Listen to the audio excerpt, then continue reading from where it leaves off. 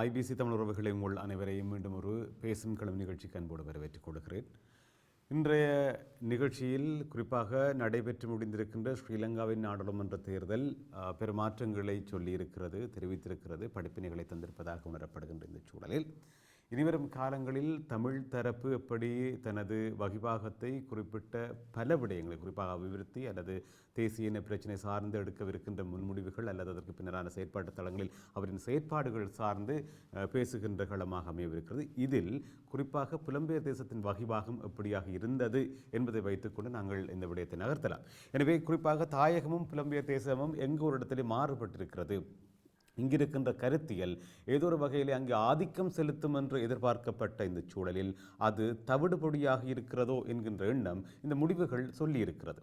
எனவே இவற்றில் இருந்து கொண்டு எவ்விதமான முடிவுகளை எட்ட முடியும் அல்லது இதனூடான பார்வை எப்படி இருக்கும் என்று சொல்லி நாங்கள் பார்க்க வேண்டிய தேவை இருக்கிறது. இதற்கு பொருத்தமாக இருவர் இன்றைய நாள் நிகழ்ச்சியில் வருகை தந்திருக்கிறார்கள். குறிப்பாக புலம்பெயர் நாடுகளை பொறுத்த வரைக்கும் லண்டனை தடமாக கொண்டு இயங்கிக் கொண்டிருக்கின்ற தமிழ் சொலிடாரிட்டி அமைப்பு என்பது நீண்ட காலமாக மக்கள் மத்தியில் தனது செயற்பாட்டு தளத்தை குறிப்பாக தாயக மக்களுக்கான செயற்பாட்டு தளத்தோடு மாத்திரமல்லாமல் புலம்பெயர் தேச அரசியலோடும் தன்னை பின்னி பிணைந்து தொடர்ச்சியான தனது வகிபாகத்தை நிலைநாட்டிக் கொண்டிருக்கிறது. அதன் உறுப்பினர்களில் ஒருவராகவும் எழுத்தாளராகவும் இருக்கின்ற திரு சேனன் அவர்கள் இணைந்திருக்கிறார். முதல்ல அவரை வரவேற்றுக்கொள்ளலாம். வணக்கம் சேனன்.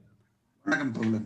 நல்லது. அவரோடு இணைந்து தொடர்ச்சியாக நாங்கள் தாயக மண்ணிலிருந்து அங்கிருக்கின்ற மக்களின் நிலைகள் சார்ந்து பேசுவதற்காக கிட்டத்தட்ட 24 ஆண்டுகளுக்கு மேலாக நிதி நிர்வாகத்துறை சார்ந்த செயற்பாடுகளில் தன்னை தீவிரமாக இயக்கிக் கொண்டிருக்கின்ற ஒருவராகவும் மும்மொழி ஆற்றலோடு இன சமுதாயத்தின் மத்தியிலே அரசியல் செயற்பாடு மற்றும் கடற்செயற்பாடுகளில் இருக்கின்ற திரு டேனியல் பாக்கியம் அவர்களை இணைத்துக் கொண்டு செயற்படலாம். வணக்கம் திரு டேனியல் பாக்கியம் அவர்களே. வணக்கம்.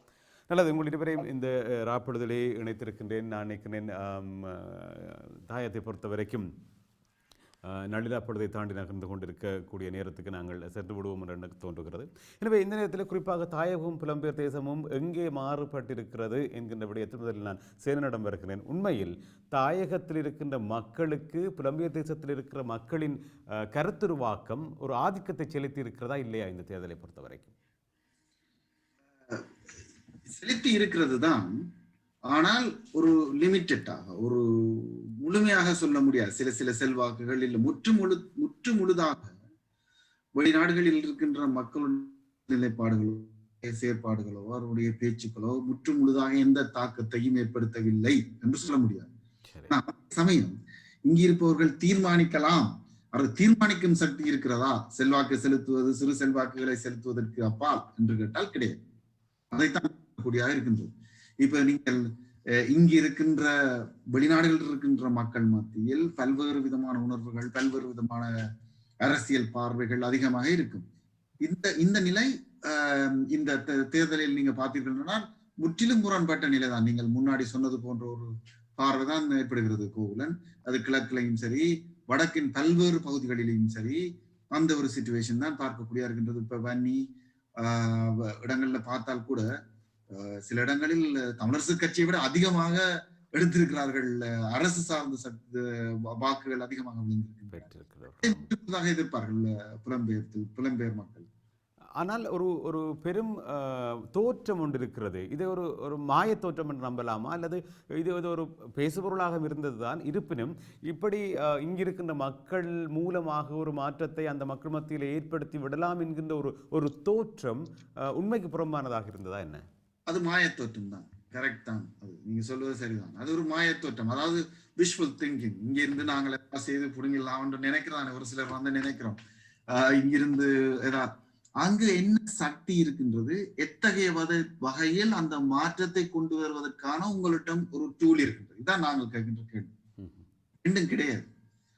அப்ப அதுக்கு பல்வேறு காரணங்கள் இருக்கின்றன. ஒன்று, இந்த அரசு இந்த தெற்கில இருக்கின்ற ஒரு ஜனநாயக அரசு ஒரு வெளிப்படையாக இங்க இருக்கிறவர்களை இயங்குவதற்கு விடாது.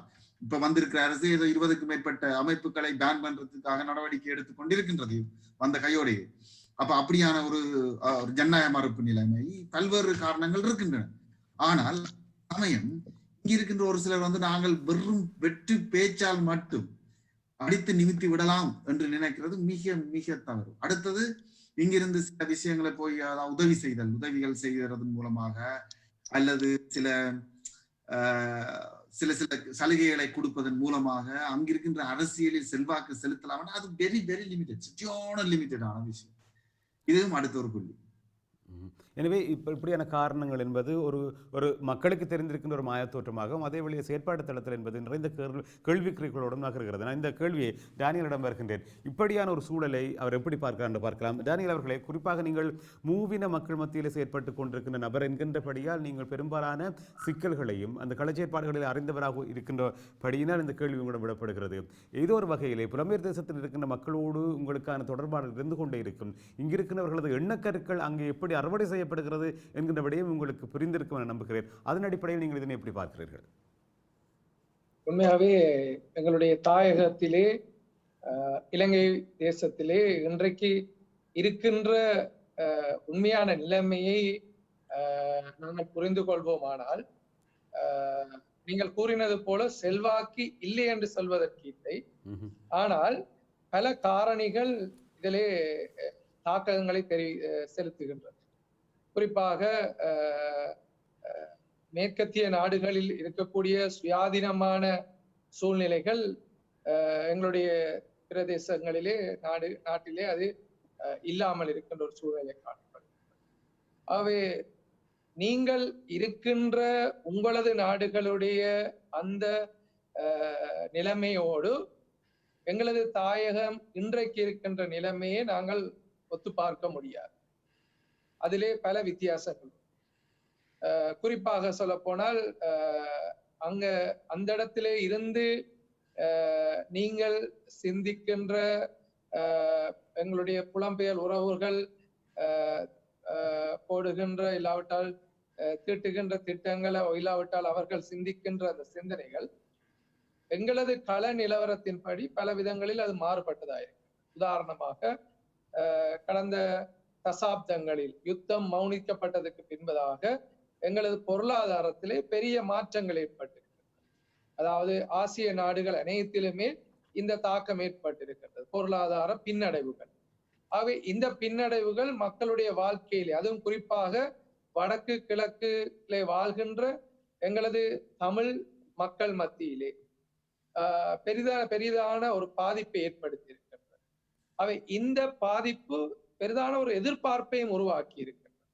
ஆகவே இந்த அரசியல் கலவரத்தை பொறுத்த வரைக்கும் நாங்கள் 30 வருடத்துக்கு முதல் இருந்த அரசியல் கலவரத்தையோ இல்லாவிட்டால் அதற்கு முதல் இருந்ததையோ ஒப்பிட்டு இன்றைக்கு நாங்கள் பார்க்க முடியாது. இன்றைக்கு அது முற்றிலும் மாறுபட்ட ஒரு கள நிலவரத்தை தான் நாங்கள் இந்த அப்படின்னு நீங்க சொல்வது, நான் நினைக்கிறேன் நீங்கள் அது ஒரு அபிவிருத்தி சார்ந்த விடயமாக அல்ல பொருளாதாரம் சார்ந்த விடயமாக மாத்திரம் நீங்கள் பார்க்கிறீர்களோ. ஆக அந்த தமிழ் தேசிய நிலைப்பாடு என்பது அங்கே புறந்தள்ளப்பட்டிருக்கிறதாக உணர முடியுமா என்ன? உண்மையாவே தமிழர்களுக்கு எதிரான அநீதிகள் எங்களுடைய இந்த தாயகத்திலே ஆரம்பிக்கப்பட்டு கிட்டத்தட்ட 7 தசாப்தங்கள் முடிந்துள்ளது. யுத்தம், ஆயுத போராட்டங்கள் ஆரம்பிக்கப்பட்டு ஏறக்குறைய 5 தசாப்தங்கள் நிறைவு பெற்றிருக்கு. இந்த ஆயுத போராட்டம் மௌனிக்கப்பட்டு இன்றைக்கு 1 தசாப்தத்திற்கு மேலாக சென்றிருக்கிறது. இன்றைக்கு நாங்கள் உதாரணத்துக்கு நான் கூறுவேனானால், இன்றைக்கு சமூக வலைத்தளங்கள் மிகவும் வலுப்பெற்றதா இருக்கின்றன. அவை இந்த சமூக வலைத்தளங்களை இயக்குகிறவர்கள் யார் என்று பார்த்தால் இளைஞர்கள், 20 வயது 18 வயது இளைஞர்கள். இவர்கள் 2009ஆம் ஆண்டுக்கு முதல் இவர்களுடைய அனுபவம் மிகவும் குறைவானதா இருக்கும். அதாவது தமிழ் தேசியத்தை குறித்ததான இவர்களுக்கு இருக்கிறதான அறிவுபூர்வமான காரியங்கள் மிக குறைவாயிருக்கு. அவை அந்த அடிப்படையில் பார்க்கும் பொழுது, காலத்தோடு ஒப்பிடும் பொழுது தமிழ் தேசியத்தை குறித்ததான அந்த சிந்தனை செயற்பாடுகளில் ஒரு பெரிதான ஒரு மாற்றம் ஒன்று இந்த காலத்தில் ஏற்பட்டிருக்கிறது என்று சொன்னால் அதை மறக்க முடியும். சரி, இப்போது நான் சேரனிடம் வருகின்றேன். குறிப்பாக டேனியல் அவர்கள் சொல்லுகின்ற இந்த விடயம் புலம்பெயர் தேசத்தை பொறுத்த வரைக்கும் ஒரு இளையவர்களை பொதுவாக உங்களது அமைப்பினூடாக திரட்டிய ஒருவர் என்கின்ற அடிப்படையில் அவர் சொல்லுகின்ற விடயம் சாத்தியமாக இருக்கிறதா என்ன? ஒவ்வொரு இடங்களில் இப்ப அவர் குறிப்பிட்டு சமூக வலைத்தளம் பொதுவாக பேசுகிறார். ஆமா, ஒவ்வொரு இடங்களில் ஒவ்வொரு விதமான தாக்கங்கள் இருக்கு. இலங்கையின் ஒவ்வொரு பகுதிகளில் வாழ்கின்ற இளைஞர்கள் ஒவ்வொரு கருத்துக்களை வைத்திருக்கிறார்கள். ஒவ்வொரு பகுதிகளில் டயஸ்பரா, அதாவது புலம்பெயர்ந்த மக்கள் மத்தியில் பொதுவாக சொல்வார்கள், தமிழ் மக்கள் மட்டுமல்ல, இந்த நேஷனலிசம் என்றது டிரான்ஸ் நேஷனலிசம் வந்து ஸ்ட்ராங்கா இருக்கும் அப்படின்னு சொல்லுவாங்க. அது புலம்பெயர்ந்த தேசிய மக்கள் மத்தியில் அந்த தேசியம் சார்ந்த உணர்வுகள் அதிகமாக இருப்பதற்கு பல்வேறு காரணங்கள் சொல்லப்படுகிறது, பொதுவாக சொல்வார்கள். பல்வேறு ஆய்வுகள் அதை பற்றி இருக்கின்றன. அதுக்கு நோஸ்டால்ஜியா பல்வேறு காரணங்கள் இருக்கு. சோ அப்ப இது இங்கிருக்கின்ற இளைஞர்கள் பொதுவாக அதுக்கு வெளியால், அதாவது நாட்டுக்கு வெளியால் இருக்கின்ற இளையோர் மத்தியில், இலங்கையை சேர்ந்த இளையோர் மத்தியில் தேசியம் சார்ந்த உணர்வுகள், தேசியம் சார்ந்த ஒரு ஒரு கேம்பெயினா அதை வந்து முழுமையானதோடு செய்யாட்டியும் அது சார்ந்து ஒரு ஏற்றுக்கொள்கின்ற தன்மைகள் அதிகமாக பெரும்பான்மை இருக்கு. அதுக்கு எதிரானவர்களும் இருக்கின்றார்கள், அதை பற்றி கேள்வி கேட்பவர்களும் இருக்கின்றார்கள், இருக்கிற பெரும்பான் அந்த நிலைதான் இலங்கையில் இருக்கிறதா என்பது கேள்விக்குறி. ஏனென்றால் அங்கிருக்கின்ற மைனாரிட்டி, அங்க பேஸ்புக்லையும் சரி, நீங்கள் வந்து சமூக வலைத்தளங்களையும் அதுதான் முழுமையாக டோமினேட் பண்ணுது என்று சொல்ல முடியாது. அதுதான் இப்ப சொல்ல வருகிறேன். அங்க இப்ப தெற்குல பாத்தீங்கன்னு சொன்னால் அல்லது கிழக்கில் பார்த்தீர்களானால் வித்தியாசமான ஒரு பிரச்சனை இருக்கின்றது. இது ஒரு கம்ப்ளிகேட்டான ஒரு சிக்கலான ஒரு விஷயம். ஏனென்று சொன்னால் நாங்கள் ஒட்டு மொத்தமாக தமிழ் மக்கள் என்று இந்த பிரச்சனைகளை பேசும்போது பேச முடியாது. இன்றைக்கு தேர்தலையும் நாங்கள் பார்க்கிறோம். ஏனென்றா ஒட்டுமொத்தமாக ஒரு அடிப்படையில் ஒரே இடங்கள் எல்லா இடமும் ஒரே மாதிரி சிந்திக்கின்ற தன்மையானவர்கள் கிடையாது. ஈழத்தில் இருக்கின்றவர்களுக்கும் இலங்கையில், அதுவும் வடக்கு கிழக்கில் இருக்கிறவர்களுக்கும் மேற்குலகில் இருக்கின்ற இளைஞர்களுக்கும் மத்தியில் நிறைய வித்தியாசங்கள் இருக்கின்றன. இப்ப மேற்கிலும் கூட புதுசாக வந்த பெரிய ஜெனரேஷன் கேப் கொண்டு இருக்குது, மிகப்பெரிய ஒரு கேப் கொண்டு இருக்குது. அதாவது புதுசா நீங்க இப்ப இதை கேட்டுக்கொண்டிருக்கின்றவர்களுக்கு தெரியும், தங்களுடைய பிள்ளைகள், இங்கு பிறந்து வளர்கின்ற பிள்ளைகள் மத்தியில் இருக்கின்ற உணர்வு நிலைக்கும் அங்கிருந்து சமீபத்தில் வந்தவர்களுக்கோ அல்லது அவருடைய தாய் தகப்பனுக்கோ இருக்கின்ற பார்வைக்கும் முற்றிலுமான பயங்கர நிறைய மிகப்பெரிய ஒரு இடைவெளி இருக்கின்ற. இவர்கள் வந்து புதுசாக இங்கு பிறந்து வந்த அடுத்த ஜெனரேஷன் வந்து ஒரு நல்ல ஒரு வித்தியாசமான பார்வையில் வந்து போராட்டத்தையோ அல்லது அது பற்றின சிம்பல்களையோ அதை பற்றின விஷயங்களையோ அவர்கள் பார்ப்பார்கள். அவர்களுக்கு வந்து வரலாறு தெரியாது. அவரு இப்ப டேனியல் சுட்டி காட்டினது போல் அனுபவமற்ற இளைஞர்கள், அறிவற்ற இளைஞர்கள் என்ற அர்த்தத்தில் அல்ல, அவர்களுக்கு வரலாறு, அந்த வரலாற்றில் பங்கு பெற்றார்கள். அது ஒரு முக்கியமான புள்ளி. எல்லா சமூகத்திலையும் நடக்கிற ஒரு விஷயம்தான். ஆனால் இங்கு இது ஒரு முக்கியமான புள்ளியா இருக்கிறது. காரணம், கடந்த கால வரலாறு என்றது மிக சிக்கல் வாய்ந்த போராட்டம், யுத்தம், பல்வேறு தாக்கங்களை அதற்கு முதல் ஜெனரேஷனில் ஏற்படுத்தின ஒரு வரலாறு. அதனால் மிகவும் பாதிக்கப்பட்டால் அது ஒன்றிணைந்திருக்கின்ற ஒரு ஜெனரேஷன். அதிலிருந்து விலத்தி அந்த வரலாற்றில் இருந்து மாறி அதை சும்மா ஒரு வரலாறா பார்க்கின்ற இன்னொரு ஜெனரேஷன். தயவுசெய்து அந்த கேப்பை விளங்கிக் கொள்வது அவசியம். இந்த நிலையில் தான் பல்வேறு சக்திகள் அங்கு செல்வாக்கு செலுத்த வருகின்றன. அவர்கள் சொல்கின்ற தேசியம், இங்கிருக்கின்ற ஜங்க ஜெனரேஷன், பிறந்து வளர்ந்து இருக்கின்ற ஜெனரேஷன் சொல்கின்ற தேசியம் முதல் இருந்த ஜெனரேஷன் சொல்ற தேசியம் அல்ல. இதுதான் அடுத்த இன்னொரு முக்கியமான புள்ளி. அவர்களை பொறுத்தளவில் ஜனநாயக உரிமைகளையும் தேசிய அபிலாசைகளையும் பொருளாதார நலன்களையும் ஒன்றிணைத்து பார்க்கக்கூடிய கெப்பாசிட்டி அந்த ஜெனரேஷனுக்கு இருக்கு. அந்த அபிவிருத்தி என்பது என்ற பிரச்சனையை வந்து நீங்க சிம்பிளா எடுக்க முடியாது. இன்றைக்கு பல்வேறு இடங்களில் வந்து அது இருக்குது. ஆனா இங்க இருக்கின்ற தலைமைகள் இந்த இளைஞர்கள் கையில் இருக்கிறார்களா என்று கேட்டால் கிடையாது. இன்று அந்த ஜெனரேஷனா தலைமை தாங்குது இந்த கேம்பெயின். நீங்க சொல்றீங்க இப்ப இங்க இருக்கின்ற அவர்கள் பேசுறார்கள், இங்க இருக்கிற இலூஷனை பத்தி எல்லாம் பேசுனீங்க, கோகுலன் கேட்டீங்க. அவர்கள் வந்து இளைஞர்கள் தீர்மானித்திருக்கிறார்கள். இப்ப இளைஞர்களை பற்றி பேசுறோம். நோ, இங்கின்ற தமிழ் தலைமைகள் என்று சொல்லிக் கொள்பவர்கள் இளைஞர்களால் அவர் பழைய வரலாற்றோடு இருப்பவர். அவர்கள் தீர்மானிக்கின்றதும் செயற்பாடும் வேறு. அவர்களை பொறுத்தவரை தமிழ் தேசியம் சொன்னோன்னா ஓகே மக்கள் வந்துருவார்கள், தேசியம் சரி என்ற ஒரு நரோவான ஒரு பார்வையை வைத்திருக்கிறார்கள். இதுல இன்னொரு ஒரு சாரார் வந்து ஈழத்தில் இருக்கின்ற ஒரு பகுதியினர், இலங்கையில் இயங்கிக் கொண்டிருக்கின்ற ஒரு பகுதியினர், இல்ல அதெல்லாம் சரி வராது, நாங்கள் மக்களுக்கு அபிவிருத்தி தெற்கில எந்த அரசு இருக்கின்றதோ அந்த அரசோடு இணக்கம் செய்து ஏதாவது செய்யணும் என்றதுதான் இன்றைக்கு எல்லா கட்சிகளும் செய்கிறார்கள். ஒன்று அது எந்த கட்சியுடன் இணக்கத்தை செய்வது என்பதுதான் வித்தியாசம். எல்லா கட்சிகளும் என்று சொல்லும் போது தவறு. இடதுசாரி கட்சிகளும் ஒரு சில தமிழ் தேசியத்தை பின்பற்றுகின்ற கட்சிகளும் தவிர பெரும்பான்மையான கட்சிகளும் செய்கிறார்கள். டிஎன்ஏ வந்து யூஎன்பியை தூக்கி கொண்டு தெரிந்ததும் இப்ப இருக்கின்ற சில கட்சிகள் ராஜபக்சோட வேலை செய்யறதும் எங்களுக்கு தெரியும், அமைச்சர்களாக வந்திருப்பார். அப்ப அந்த அடிப்படையில் அவர்கள் வந்து தெற்கில் இந்த பலம் இருக்கும் போது எதிர்த்து நின்று பிரயோசனம் இல்லை, எனக்கு வாக்கு போடுங்க கேட்கும் போது மக்கள் போடுவார். இது அபிவிருத்தி சார்ந்த ஒரு சாரா இருக்கின்றது. இது ரெண்டுக்கும் இடையில் பெரிய இடைவெளி உருவாகி கொண்டிருக்கிறதை நாங்கள் பார்க்கின்றோம். அரசியல் ரீதியான ஒரு போலரைசேஷன், ஒரு துருவப்படுதல் நிகழ்கின்றது. அந்த துருவமயப்படுதல் டிஎன்ஏ உடைக்கின்றது. டிஎன்ஏக்குள்ளேயே அந்த துருவம் இருக்கின்றது. அதுதான் அந்த டிஎன்ஏ உடைக்கின்றது. ஆனா இதுல இன்னொரு புள்ளியை சொல்லிட்டு சொன்னால், இந்த இந்த இந்த நிலைப்பாட்டுக்கு அப்பால் இது ரெண்டையும் இணைக்கின்ற சக்தி அடுத்த ஜெனரேஷன் இருக்கு. அவர்களோட குரல் வெளியில் வரவில்லை. நீங்க சொல்கின்ற சமூக வலைத்தளங்களிலும் சரி, எல்லா இடங்களிலும் அந்த குரல் முழுமையாக வெளிவரவில்லை. அவர்கள் முழுமையாக தங்கள் இந்த அரசியல் பிரதிநிதித்துவம் அவர்களுக்கு இன்னும் கிடைக்கவில்லை. அவர்கள் சரியான களத்தை நோக்கி வந்தால் அவர்கள் குரலை கேட்பீர்கள். அதாவது ஜனநாயக உரிமைகள், அனைத்து வித ஜனநாயக உரிமைகளையும், பொருளாதார உரிமைகள், தேசிய அபிலாஷைகளோடு இணைக்கின்ற சக்தி அந்த ஜெனரேஷனுக்கு இருக்கு என்று நான் நம்புகிறேன். சரி, பார்க்கலாம். இப்பொழுது டேனியல் அவரிடம் வருகிறேன். குறிப்பாக சென்னு சொன்ன கருத்திலிருந்து நான் நம்புகிறேன் இந்த விடயத்தில் எவ்வளவு தூரம் உங்களுக்கான கருத்து மாறுபாடு இருக்குன்னு தெரியவில்லை. குறிப்பாக அங்கிருக்கின்ற தேசிய கட்சிகளோடு இணைந்து அபிவிருத்தி என்கின்ற விடயத்திற்கு முக்கியத்துவம் கொடுத்து செயற்படுவதற்கு பல கட்சிகள் அங்கே தயாராக இருப்பதாக சொல்லப்படுகிறது, அல்லது உறுப்பினர்கள் தயாராக இருப்பதாக சொல்லப்படுகிறது. இது நீங்கள் பார்க்கின்ற அளவில் எவ்வாறான ஒரு மாற்றம் இந்த தேர்தலில் நீங்கள் கணிக்கிறீர்கள்? உண்மையாவே இந்த தேர்தல் முடிவுகளானது நாங்கள் வடக்கை ஒப்பிட்டு பார்க்கும் பொழுது வடக்கிலே ஏறக்குறைய 28 விதமான பிரதிநிதிகள், அரசு சார்பான பிரதிநிதிகள் இம்முறை தெரிவு செய்யப்பட்டிருக்கிறார்கள். கிழக்கை பொறுத்த வரைக்கும் தேசிய கட்சிகளை சார்ந்தவர்கள் ஏறக்குறைய 68 விதமானவர்கள் தெரிவு செய்யப்பட்டிருக்கிறார்கள். ஆக இது ஒரு பெரிதான ஒரு அரசியல் மாற்றத்தை இது குறித்து நிற்கின்றது. அதாவது வடக்கு கிழக்கு மாகாணங்களை பொறுத்த வரைக்கும் தமிழ் தேசியத்திற்கு வாக்களித்த மக்கள் இம்முறை ஒரு பெரிதான ஒரு மாற்றத்திற்கான ஒரு முன் எச்சரிக்கையான ஒரு காரியத்தை அவர்கள் காட்டியிருக்கிறார்கள்.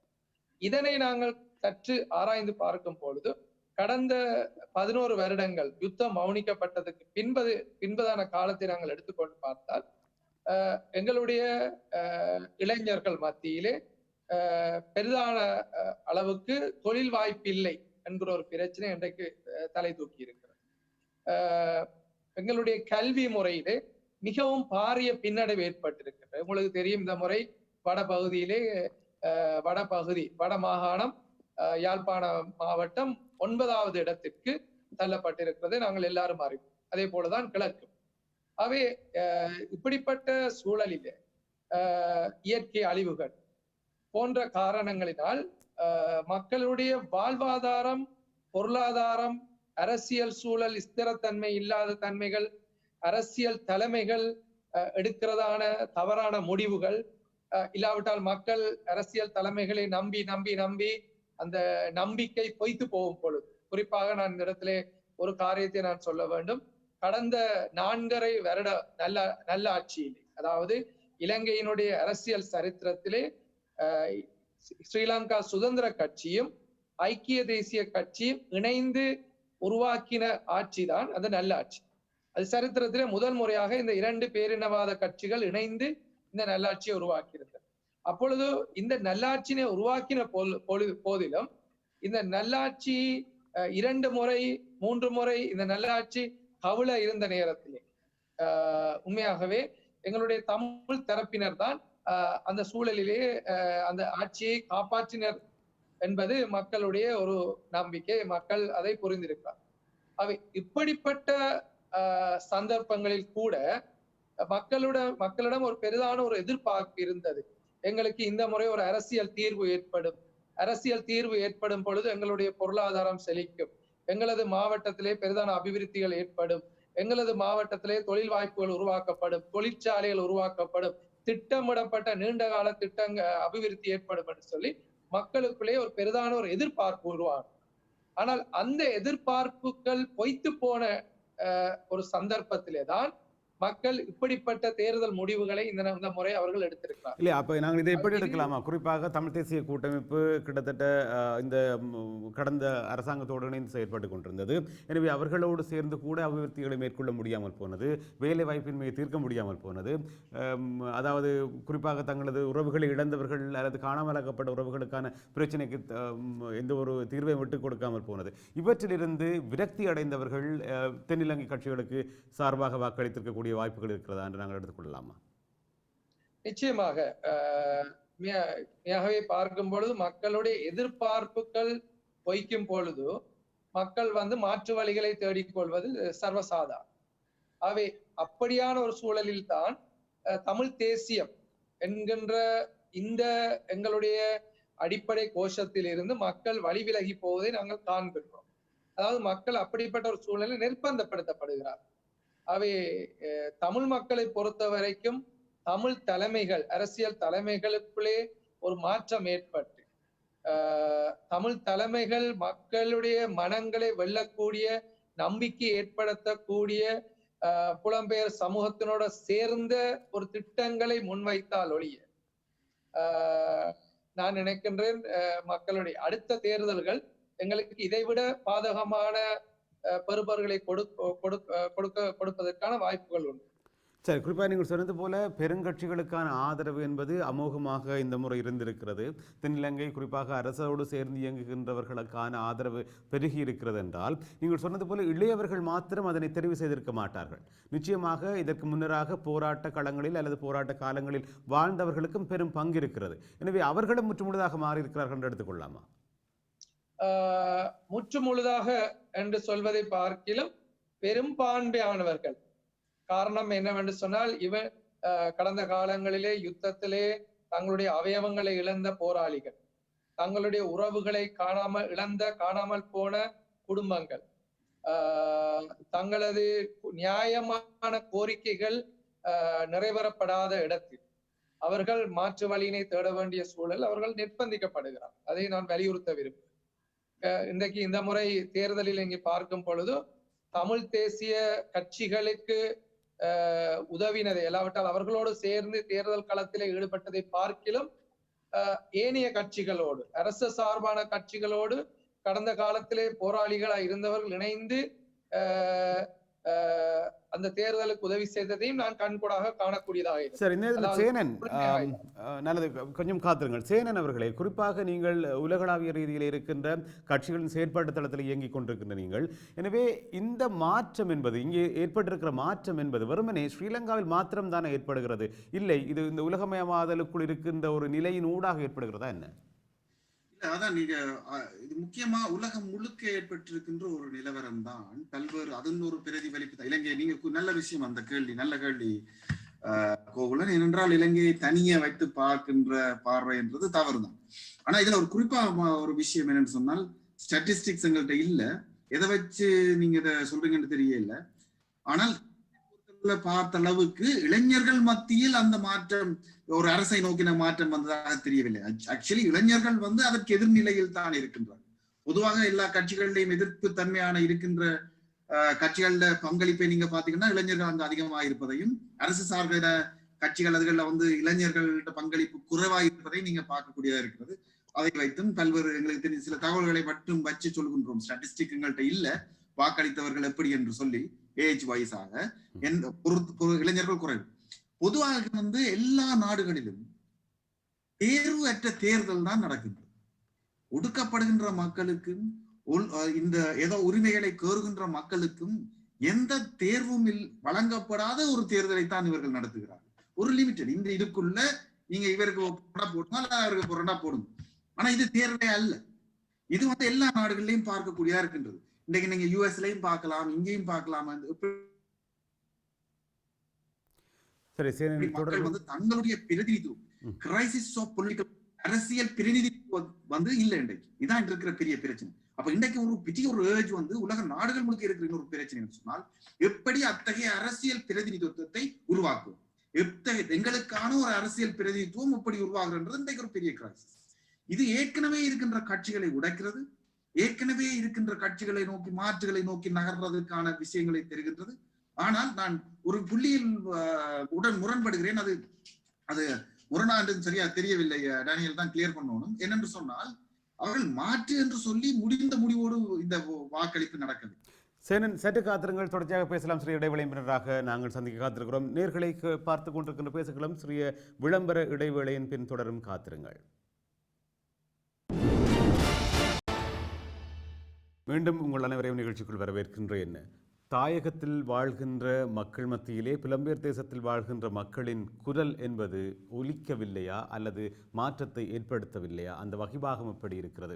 அதற்கான புறக்காரணிகள் அகக்காரணிகள் என்னவாக இருக்கும்? இது சார்ந்து பேசிக் கொண்டிருக்கிறோம். புலம்பெயர் தேசத்தில் இருந்து சார்ந்து பேசுவதற்காக லண்டனை தளமாக கொண்டு இயங்கிக் கொண்டிருக்கின்ற தமிழ் சொலிடாரிட்டி அமைப்பின் செயற்பாட்டு தளத்தில் இயங்கிக் கொண்டிருக்கின்ற திரு சேனன் அவர்களும், அதே வேளையிலே தாயகத்திலிருந்து அரசியல் மற்றும் சமூக களச் செயற்பாட்டாளராக இருக்கின்ற திரு டேனியல் அவர்கள் இணைந்திருக்கிறார். இருவரோடு இணைந்து நாங்கள் பேசிக் கொண்டிருக்கிறோம். ஏற்கனவே நான் சேனனிடம் கேட்ட கேள்விக்கான அரைவாசி விட எங்களுக்கு தேவைப்படுகிறது முன் நான் சேனன் நினைத்துக் கொள்கிறேன். கோலன், அதான் நான் சொல்லிக் கொண்டிருந்தது போல், அதான் தேர்வற்ற தேர்தல்கள் தான் உலகம் முழுக்க இருக்கின்ற ஒரு பெரிய கிரைசிஸ். இன்றைக்கு ஒரு பொலிட்டிக்கல், அதாவது அரசியல் பிரதிநிதித்துவம் சார்ந்த மிகப்பெரிய ஒரு நெருக்கடி நிலையை பல்வேறு நாடுகளில் புதுசாக வந்திருக்கின்ற இளம் தலைமுறை எதிர்கொண்டு நிற்கின்றது. இங்கிலாந்தில் பார்த்தீர்கள்னா தெரியும், ஒரு பிரதிநிதித்துவம், சரியான பிரதிநிதித்துவம் நோக்கி நகர்ந்த இளைஞர்கள் இன்றைக்கு லட்சக்கணக்கில் லேபர் பார்ட்டியை விட்டு வெளியேறி கொண்டிருக்கிறார்.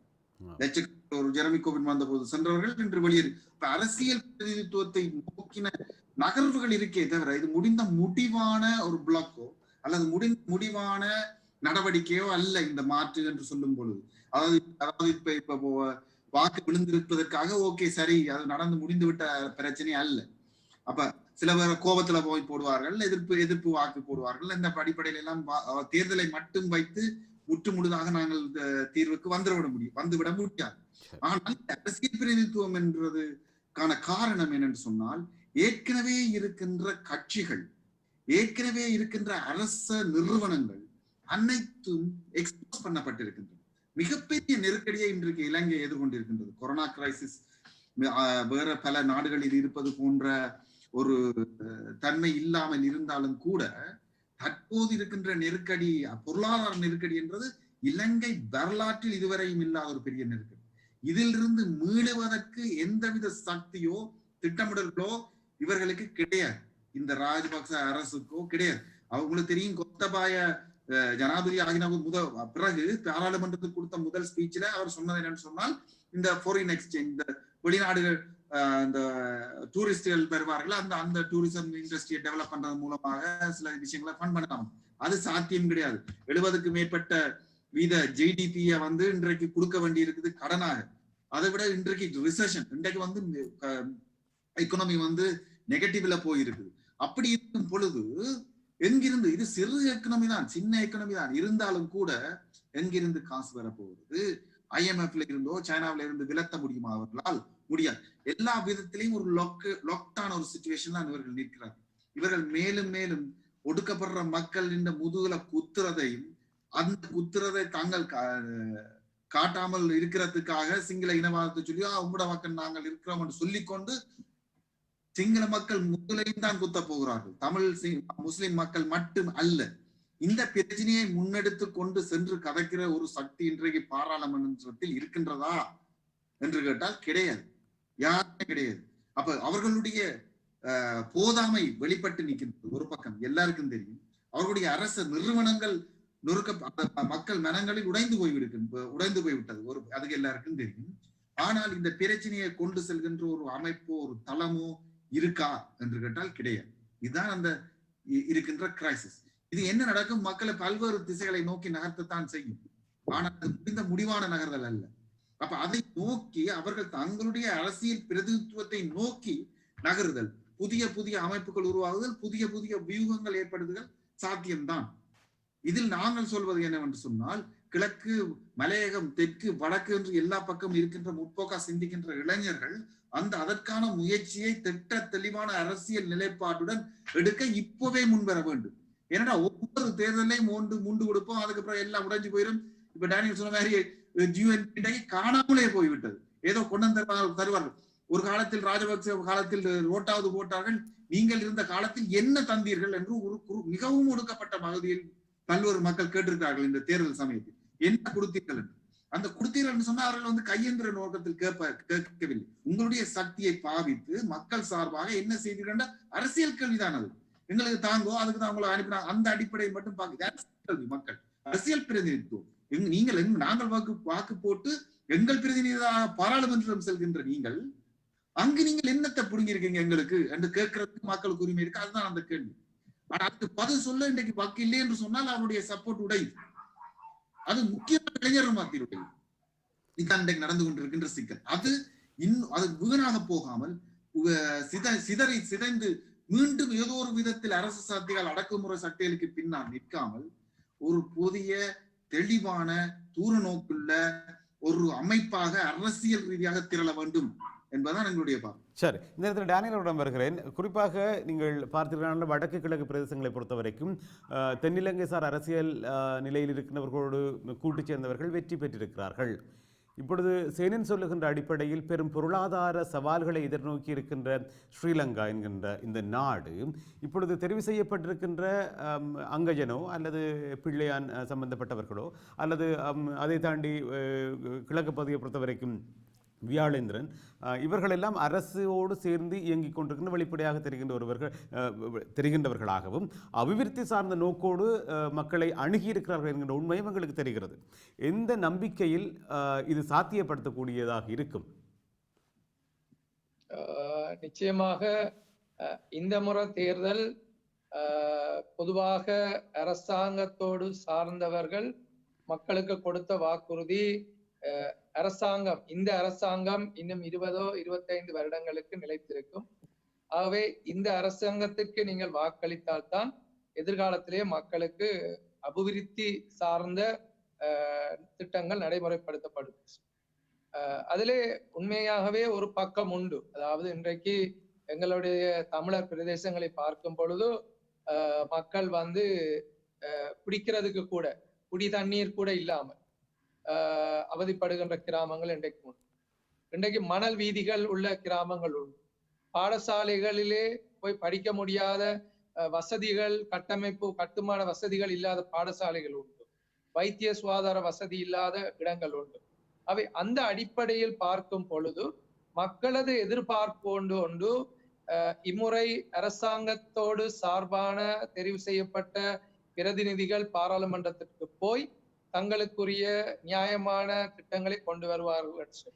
ஆனாலும் சேனன் அவர்கள் சொன்னது போல அரசாங்கத்திடம் எந்த அளவு தூரம் கொடுக்கப்பட்ட வாக்குறுதிகளை நிறைவேற்றக்கூடிய ஒரு பொருளாதார ஸ்திரத்தன்மை இருக்குதா என்பது ஒரு கேள்விக்குறி. அதுவும் குறிப்பாக இந்த கொரோனா காலத்திலே முற்று முழுதாக எங்களது பொருளாதாரம் பாதிக்கப்பட்டிருக்கின்றது.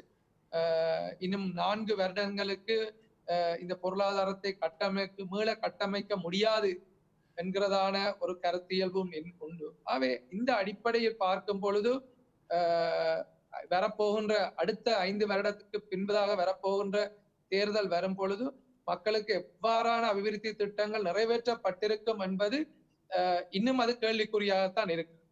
ஆனாலும் மக்களுக்கு உண்மையாகவே ஒரு தேவை உண்டு. அதை நான் இந்த இடத்துல குறிப்பிட்டு சொல்ல வேண்டும். அதாவது அரசாங்கத்தினூடாகவோ இல்லாவிட்டால் புலம்பெயர் சமூகத்தினூடாகவோ இல்லாவிட்டால் ஏதோ ஒரு விதத்திலே நாங்கள் எங்களது வடக்கு கிழக்கு மாகாணங்களில் உள்ள கட்டுமான பணிகள் அபிவிருத்தி, அதாவது திட்டமிடப்பட்ட நிலையான நீண்டகால அபிவிருத்தி திட்டங்களை நாங்கள் செய்ய வேண்டும் என்பது எனது ஆணித்தரமான ஒரு கருத்து. டேனியல் அவர்களே, குறிப்பிட்ட இந்த போர் முடிந்ததன் பின்னரான இந்த காலப்பகுதியில் 10 ஆண்டுகளுக்கு மேலாக இருக்கின்ற காலப்பகுதியில் இதுவரை செய்யப்படாத அல்லது போருக்கு முன்னதாக மக்கள் செய்து கொண்டிருந்த உதவியை தாண்டியும் போருக்கு பின்னராக செய்த அபிவிருத்தி பணிகள் என்பது ஏராளம். குறிப்பாக ஒவ்வொரு துறை சார்ந்த அமைப்புகளாக இயங்கிக் கொண்டிருந்தார்கள். அதே போல உதவி செய்கின்ற அறமன்றங்களாக இயங்கிக் கொண்டிருந்தார்கள். தனிப்பட்ட செல்வந்தர்களாக இயங்கிக் கொண்டிருந்தார்கள். இவர்கள் எல்லோரது எண்ணங்களும் அல்லது சிந்தனைகளும் தாயக மண்ணில் நலிவுற்று வாழுகின்ற முதுகுத்தண்டு வடம் பாதிக்கப்பட்டு அல்லது அங்கவீனர்களாக்கப்பட்ட மக்களை நோக்கியும், கால்களற்றவர்களாக இருக்கின்ற மக்கள் அல்லது கைகளற்றவர்களாக இருக்கின்ற மக்களை நோக்கியும், பொருளாதார நலிவடைந்த குடும்பங்களை நோக்கியும், பாடசாலைக்கு செல்லாத மாணவர்களை நோக்கியும், அங்கிருக்கின்ற குறைந்தபட்ச அடிப்படை வசதிகளை செய்து கொடுக்க வேண்டும் என்பதற்காக நிறைந்த பாடுபட்டு உழைத்த காசுகளை அவர்களுக்கு கொடுத்து கொண்டு இருந்தார்கள். ஒரு பெரும் பொருளாதாரம் அல்லது பெரும் பணப்புழக்கம் ஒன்றை அங்கு ஏற்படுத்தி கொடுத்தார்கள். எனவே அந்த ஒரு நன்றி கடன் அங்கு இல்லாமல் போயிருக்கிறதா என்ன? உண்மையாவே நான் சொல்லக்கூடும் என்று சொன்னால், நீங்கள் சொன்னது போல அநேகமானவர்கள் தங்களால் முடிந்த உதவிகளை அவர்கள் செய்திருக்கிறார்கள் என்பதில் எனக்கு மாற்று கருத்தில்லை. ஆனால் எமது இந்த தாயகத்திலே வாழ்கின்ற ஒருவனாக நான் சொல்லக்கூடுமானால் அந்த உதவிகள் எந்த முகவர் ஊடாக அது வழங்கப்பட்டது என்பதை பொறுத்துத்தான் அந்த உதவிகள் கிடைக்கப்பெற்றதா இல்லையா என்பதை நாங்கள் கூற முடியும்.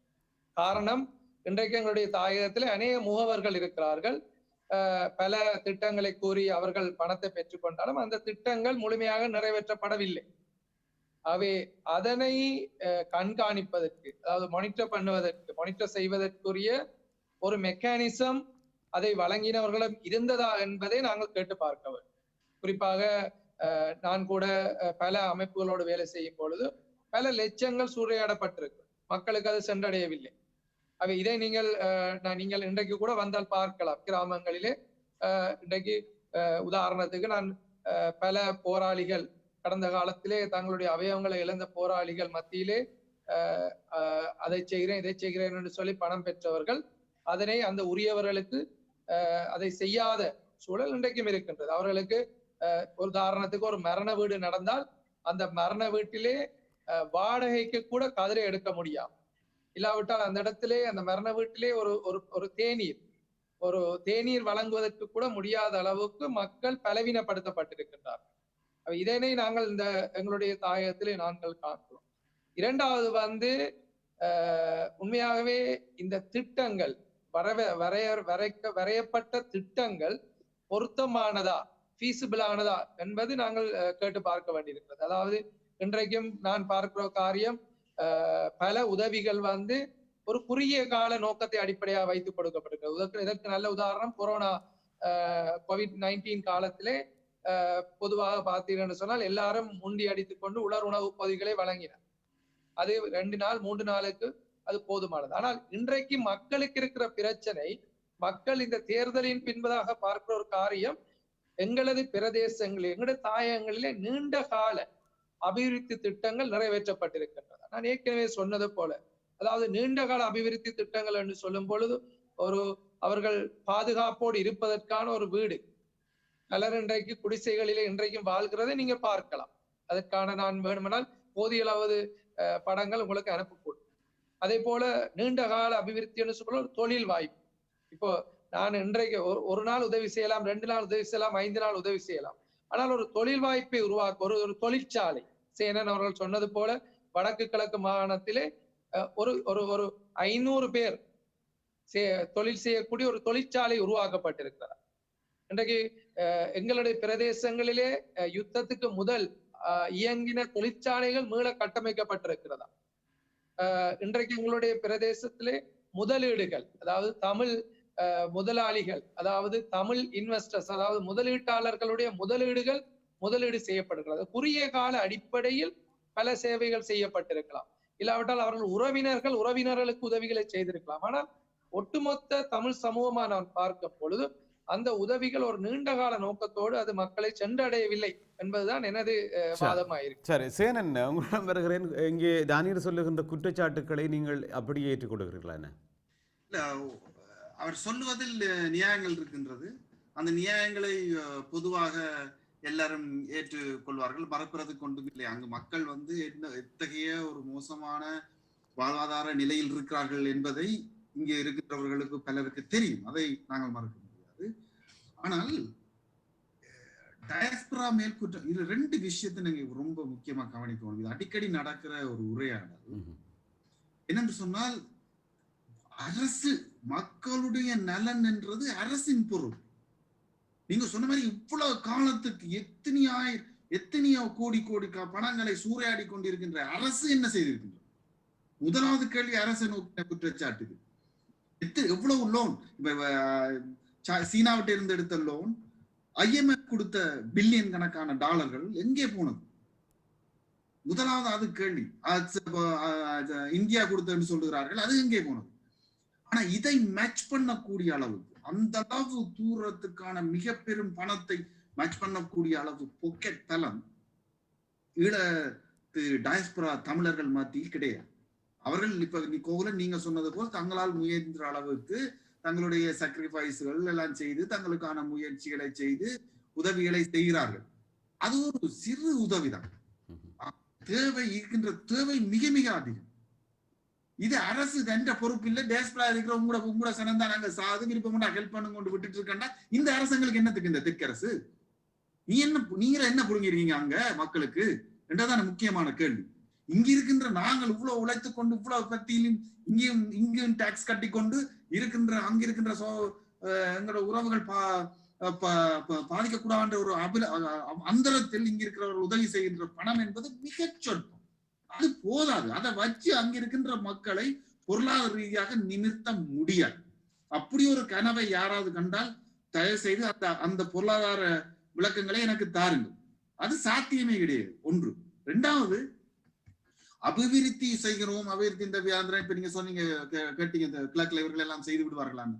சும்மா அது நடக்க போறதே கிடையாது. நான் இப்பயே சொல்றேன், நடந்த பிறகு வந்துட்ட கேளுங்க, நீங்க போய் சொன்னீங்க, நீ ஏன் அப்படி சொன்னீங்க? நடக்காது, நடக்க போறது கிடையாது. இவர்கள் மக்களுக்கு பொய் சொல்லுகிறார்கள். தான் சொல்லணும். மக்களுக்கு அங்க பொய் சொல்லாத ஒரு அரசியல்வாதி கிடையாது. எல்லாரும் மக்களுக்கு இந்த சர்வதேசம் வருது என்று போய் சொல்லிக் கொண்டிருந்தோம், யுஎன் வந்து வருது என்று சொல்லிக் கொண்டிருந்தோம். எல்லாரும் ஏதோ ஒரு வகையில் மக்களுக்கு போய் சொல்லுகிறார். நியாயத்தை சொல்லுங்கள், நடக்க போவது பெரும். ஆனால் அப்படி தப்பித்தவர் கொஞ்சமாவது அபிவிருத்தி வந்தால் தேசியம் அடிபட்டு போய்விடும். நாங்கள் இது தேசிய மக்களுக்கு பிரச்சனையே இல்லை, பொருளாதாரம் தான் முக்கியம் மக்களுக்கு என்று கதைப்பவர்களும் இருக்கிறார்கள். இது மிக தவறான ஒரு விஷயம்.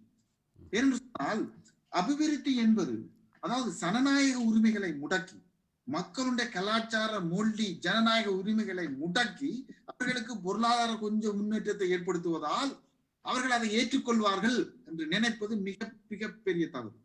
தேசிய உணர்வு என்றது, தேசிய அபிலாசைகள் என்பது ஒரு வெறுமனையான ஒரு விஷயம். அது உண்மையான விஷயமாக மாறுகிறது எப்படி என்று கேட்டால், அவர்களுடைய ஜனநாயக உரிமை, மொழி உரிமை, கலாச்சார உரிமை, மத உரிமை என்ற பல்வேறு உரிமைகள் மறுக்கப்பட்டு பல்வேறு உரிமைகள் இணைந்து ஒரு அடிப்படையாக இருப்பதுதான் அந்த தேசியம் என்பது, நில உரிமை உட்பட. அப்படி இருக்கும் பொழுது இந்த தேசியம் காணாமல் போய்விடும் அபிவிருத்தியால் என்று சொல்வது மிகப்பெரிய தவறு. இன்று இந்த அரசு வடக்கு கிழக்கில் இருக்கின்ற மக்கள் மத்தியில், அது முஸ்லிம் மக்களா இருக்கலாம், தமிழ் மக்களா இருக்கலாம், அவர்கள் மத்தியில் மேலும் தேசிய அபிலாசையை ஊன்றி பதிகின்ற வேலையைத்தான் செய்கின்றது. வந்த கையுடன் இவர்கள் எடுத்த நடவடிக்கைகளை நீங்கள் பார்க்கிறீர்கள். எவ்வாறு ஒரு அன்எலெக்டல் தேர்ந்தெடுக்கப்படாத புத்த சங்கம் ஒன்று எமது தலைவிதியை தீர்மானிப்பதற்கு அனுமதிப்பது எவ்வாறு என்ற ஒரு கேள்வியோடு சம்பந்தப்பட்டதுதான் புத்த மத குருமார்களுக்கு அதிகாரத்தை கொடுப்பது, எதிர்ப்பது. ஆனா மற்ற மத குருமார்கள் கொடுப்பது நல்லந்தானே அப்படி என்றார் சுமந்திரன். இதுவா எங்கள் தலைமை? அந்த அரசியல் என்ன வருது என்று தெரியாமல், மக்களை ஆயுதமயப்படுத்தாமல் கருத்தை சொல்லி இப்படி சொன்னால் அது தலைமையா? கிடையாது. அப்ப இவர் சொன்னார்கள் டேனியல், முக்கியமா இந்த போராட்டத்தை இதையும் உள்வாங்கிக் கொண்டு அதை குறிப்பாக 3 விஷயம்: வேலை, வீடு, சேவைகள். எமது சேவைகள் நொறுக்கப்படும் போது அதை எதிர்த்து தான் நிற்கணும் தெற்கில் இருக்கிறவர்கள் சேர்ந்து. இந்த 3ஐயும், குறைந்தபட்சம் இந்த 3ஐயும் உள்வாங்கிக் கொண்டு, தேசிய அபிலாசைகளை உள்வாங்கிக் கொண்டு தூர்நோக்கு பார்வை இருக்கின்ற ஒரு அமைப்பு இன்றைக்கு இருக்க முடியாதா? முடியும். அதை நோக்கி இளைஞர்கள் தான் பெற வேண்டும்.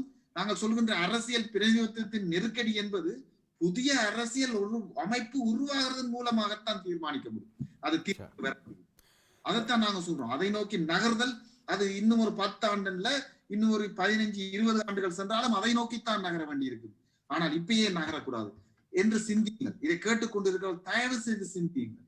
இன்றைக்கு இருக்கின்ற ஏதாவது ஒரு தலைமை அதை நோக்கி நகர்றதுக்கு கெப்பாசிட்டி இருந்தால் இணைந்து வேலை செய்ய தயாரா இருக்கின்றோம். நாங்கள் உட்பட இளைஞர்களும் அதற்கு பின்னால் போக தயாரா இருக்கிறார்கள். அந்த ஒரு நிலைப்பாட்டை திட்ட தெளிவாக எடுத்து கொண்டு செல்வதற்கான தலைமைத்துவம் இல்லாததுதான் இன்றைக்கு இருக்கின்ற நெருக்கடி. இதுதான் மிகப்பெரிய பிரச்சனை. நன்றி சேனன், நிகழ்ச்சியில் இணைந்து மிக கனதியான காத்திரமான விடயங்களை பகிர்ந்து கொண்டீர்கள். மிக்க நன்றி நிகழ்ச்சியில் இணைந்து கொண்டமைக்காக. சேனன் இணைந்திருந்தார். தமிழ் சொலர்ச்சி அமைப்பாக பிரித்தானியாவிலே நீண்ட காலமாக பணியாற்றி கொண்டிருக்கின்ற எழுத்தாளராகவும் இருக்கிறார். மிக்க நன்றி சேனன் அவர்களே. இப்பொழுது நாங்கள் டேனியல்களிடம் இருக்கிறோம். இறுதியாக நிகழ்ச்சியின் இறுதியாக நீங்கள் சொன்ன விடயங்களை கருத்து கொண்டிருக்கிறோம். குறிப்பாக அங்கிருக்கின்ற கட்சிகள் அல்லது தனிநபர்கள் எல்லாரையும் விட்டுவிடலாம், தமிழ் மக்கள் இதே நிலைப்பாட்டோடு தான் இருப்பார்களா என்ன?